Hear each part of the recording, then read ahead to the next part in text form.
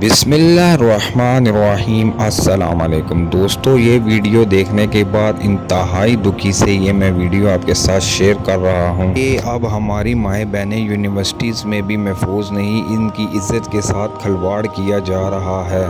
दोस्तों, बहावलपुर यूनिवर्सिटी वाक़े के बाद एक और यूनिवर्सिटी से ये वीडियो वायरल हुई है, हुमन यूनिवर्सिटी मुल्तान से, कि जिस लड़की के साथ ज़्यादती की गई उसने अपनी आपबीती खुद बताई। वीडियो की तफसील देखने से पहले गुजारिश है कि चैनल को ज़रूर लाइक और सब्सक्राइब कर दें। शुक्रिया।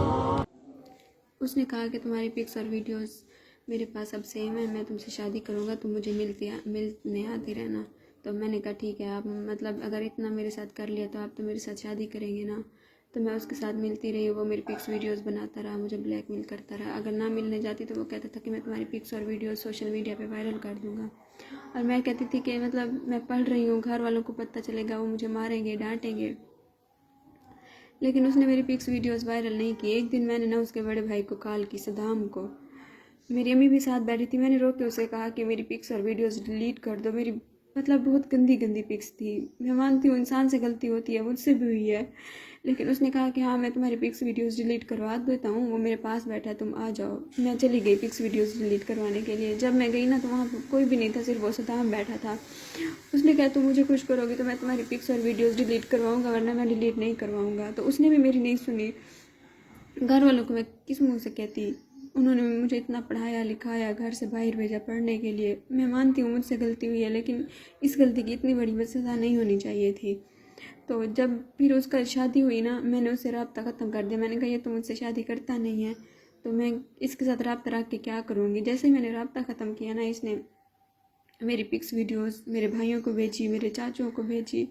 इतनी गंदी गंदी पिक्स थी, सबको इसने भेज दी, जिसकी वजह से मुझे घर वाले पढ़ने नहीं देते, कहीं बाहर जाने नहीं देते, मुझे जॉब तक नहीं करने देते। खाना भी इतनी मुश्किल से मिलता है, मुझे कोई भी मेरा साथ नहीं देता। जिसको भी कहूँ ना, मतलब मजाक बना के टाल देते हैं। हर बंदे के पास मेरी पिक्स है, हर बंदे के पास मेरी वीडियोस है। वो जिस लड़की के पास भी मेरी पिक्स जाती है ना, वो मुझे ब्लैकमेल करता है। कहते हैं कि तुम्हारी पिक्स हैं, अगर तुम हमसे मिलने नहीं आई ना, हम तुम्हारी पिक्स वीडियोस वायरल कर देंगे, ये कर देंगे, वो कर देंगे।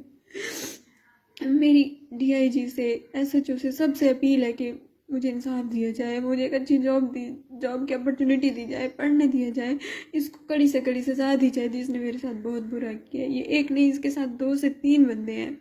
एक हमारी बस्ती का शाहिद है, उसने मतलब कितनी औरतों को भेजा। कहता है तुम अगर मुझसे बात नहीं करोगी तो मैं तुम्हारी पिक्स वीडियोस भाइयों को भेज दूंगा।